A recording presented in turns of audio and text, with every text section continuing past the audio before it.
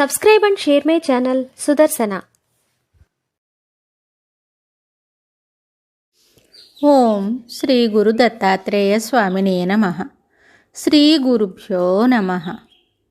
నహుషుడు హుండాసురుని సంహరించుట. తుంగుడను ముని యొక్క కుమారుడు వేణుడు. వేణుడు అనారోగ్యవంతుడైనందున తన తండ్రి తుంగుడు చెప్పినట్లు వనములకు వెళ్ళి తపస్సు చేశాడు. భగవంతుడు ప్రత్యక్షమై వేణునికి ఆయువు, ఆరోగ్యము, ఐశ్వర్యాన్ని ప్రసాదించాడు. వేణుడు రాజ్యపరిపాలన చేసి కొంతకాలానికి రాజ్యభారాన్ని పుత్రులకు అప్పగించి వనములకు వెళ్ళాడు.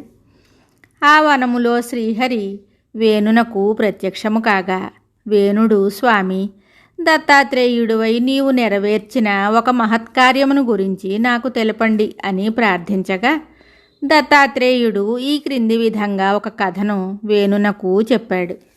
చంద్రవంశానికి చెందిన ఆయువు అని రాజు ఉన్నాడు. అతను అపార పరాక్రమశాలి, సత్యధర్మపరాయణుడు. అతనికి సంతానం లేదు. యజ్ఞయాగాలు, వ్రతాలు చేసినా కూడా ఫలితం లేకపోయింది. సంతతి పొందడానికి దత్తాత్రేయుడిని దర్శించాడు. ఆయువు వెళ్ళేటప్పటికీ దత్తప్రభువు సర్వాభరణ భూషితుడై ఒక చేతి యందు స్వర్ణపాన పాత్రను పట్టుకుని తొడపైన ఒక కన్యను కూర్చుండబెట్టుకుని ఉన్నాడు. ఆయువు దత్తునికి ప్రణామాలు చేశాడు. అనేక విధములా పొగిడాడు. దత్తుడు ఆయువును తన్నాడు. అనేక విధములా బాధించినను, ఎన్నో పరీక్షలు పెట్టినను ఆయువు దత్తుని వదలలేదు. ఆయువు యొక్క భక్తి ప్రపత్తులను చూసి ఒకరోజు దత్తుడు, రాజా, నీవు ఎందుకు వచ్చితివి? నీ కోరిక ఏమి అని ఆయువును అడిగాడు. స్వామి, నాకు వివేకవంతుడు, అజేయుడు, పండితుడు, ధర్మవర్తనుడు, దయాశీలుడైన వంశోద్ధారకుడు కావాలనని దత్తప్రభువుని ఆయువు కోరాడు. దత్తస్వామి ఆయువుకు ఒక ఫలాన్నిచ్చి దానిని అతని భార్య ఋతుస్నాత అయిన తరువాత తినవలెనని ప్రభువు చెప్పారు. రాజు వెంటనే తన నగరానికి వచ్చి దత్తప్రభువు ఇచ్చిన ఫలాన్ని తన భార్య ఇందుమతికి ఇచ్చాడు. ఆమె ఆ ఫలాన్ని శ్రద్ధతో దత్తప్రభువు చెప్పిన ప్రకారము తింది. అనతి కాలంలో ఆమె దత్తుని అనుగ్రహంతో గర్భవతి అయ్యింది. ఇట్లుండగా ఒకరోజు రాణికి ఒక కల వచ్చింది. ఆ కలలో సూర్యుని వలె తేజస్సు గల సర్వాలంకార భూషితుడైన చతుర్ముఖుడు కమలాన్ని పట్టుకుని కనిపించాడు. ఆ కలను రాణి భర్తతో చెప్పగా, ఆయువు శౌనక మహామునిని ఆహ్వానించి ఆ కలను వివరించి దాని ఫలితాన్ని అడిగాడు. ఆ కలలో కనిపించినది దత్తప్రభువే అని, నీకు కలగబోవు కుమారుడు విష్ణు అంశ సంభూతుడు కాగలడని చెప్పాడు. ఆ కాలమున అజేయుడైన హుండాసురుడను రాక్షసుడు ఉన్నాడు. ఆ రాక్షసునకు గండ అను కుమార్తె ఉంది. ఒకరోజు గండ చెలికత్తెలతో నందనవనంలో విహరిస్తూ ఉండగా, ఆ సమయంలో ఆకాశంలో సంచరించు చారణులు ఆయువురాజుకు జన్మించనున్న పుత్రుడు హుండాసురుని సంహరించునని చెప్పుకోవటం వినిపించింది. గండ వెంటనే తండ్రి దగ్గరకు వచ్చి తాను విన్న విషయాన్ని చెప్పింది. ఆ మాటలకు హుండాసురుడు భయపడి అశోక సుందరి లోగడ తనకు ఇచ్చిన శాపాన్ని కూడా జ్ఞప్తికి తెచ్చుకుని ఇందుమతి గర్భస్థ శిశువును మొగ్గలోనే త్రుంచివేయటానికి నిశ్చయించి అదృశ్య రూపమున ఇందుమతి గృహానికి వెళ్ళాడు.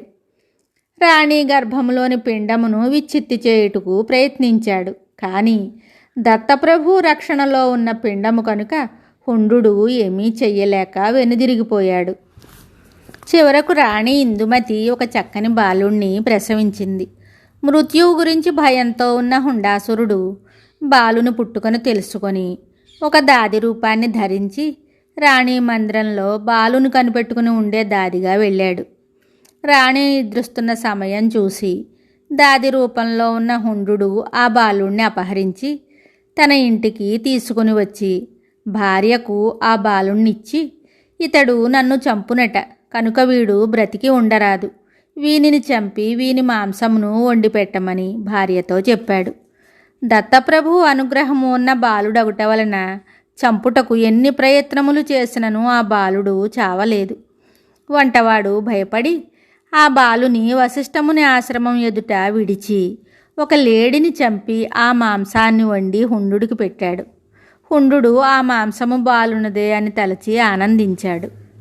ఉదయాన్నే వశిష్ఠుడు ఆ పసిబాలుణ్ణి చూసి ఆశ్రమంలోనికి తీసుకుని వెళ్ళి నహుషుడు అని పేరు పెట్టాడు. ఆయువు ఇందుమతి తమ పుత్రుడు కనిపించకపోవుటచే దుఃఖించారు. నారద మహర్షి రాజదంపతుల దగ్గరికి వచ్చి, మీ కుమారుడు హుండాసురుణ్ణి వధించి మీ దగ్గరికి వచ్చును, మీరు భయపడవద్దని వారికి ధైర్యం చెప్పాడు. నహుషుడు వశిష్ఠ మహాముని వద్ద సర్వ విద్యలు నేర్చుకున్నాడు. ఒకరోజు అతను సమిధలు తేవటానికి అడవికి వెళ్ళగా అచ్చట దేవదూతలు చెప్పుకొను సంభాషణ నుండి తన తల్లిదండ్రుల గురించి, తాను నిర్వహించవలసిన కార్యమును గురించి తెలుసుకున్నాడు. వశిష్ఠుడు నహిషునకు హుండాసురుని సంహరించమని, తల్లిదండ్రులను దర్శించమని ఆశీర్వదించి పంపాడు. ఇంద్రుడు రథమును సారథిని పంపాడు. నహుషుడు రథమును ఎక్కి హుండాసురుని ముఖ్య పట్టణమగు కాంచనపురానికి ప్రయాణం అయ్యాడు. దారిలో రంభ నహుషుని కలిసి, అశోక సుందరి అను కన్య నిన్ను చూసి ఉండి వివాహమాడగోరి తపస్సు చేయడం ప్రారంభించింది. హుండు ఆమెను చూసి తనను పెళ్లి చేసుకోమని కోరి ఆమెను బలాత్కారంగా తన పట్టణానికి తీసుకువెళ్ళాడు. కానీ ఆమె తనను సమీపించిన తలబ్రద్దలగునని అతన్ని శపించింది. ఆ సుందరి ఇప్పుడు హుండుని బందీగా ఉన్నది. ఆమెను నీవు రక్షింపలేను అని నహుషునికి చెప్పింది. హుండు నహుషుని చూసి చచ్చిన బాలుడే ఎట్లు వచ్చినని ఆశ్చర్యపడ్డాడు. రాక్షసుని మాయాశక్తులు నహుషుని ఏమీ చెయ్యలేకపోయాయి. చివరకు నహుషుని చేతిలో హుండు చనిపోయాడు. నహుషుడు అశోక సుందరిని చెరవిడిపించి రథముపై తనతో వశిష్ఠాశ్రమానికి తీసుకుని వచ్చాడు. వశిష్ఠుడు నహుషునకు అశోక సుందరికి వివాహం జరిపించాడు. భార్యతో సహా నహుషుడు తన పట్టణానికి వచ్చి తల్లిదండ్రులకు ప్రణామం చేశాడు. ఆయువు ఇందుమతే కాక రాజ్యంలోని ప్రజలందరూ సంతోషించారు.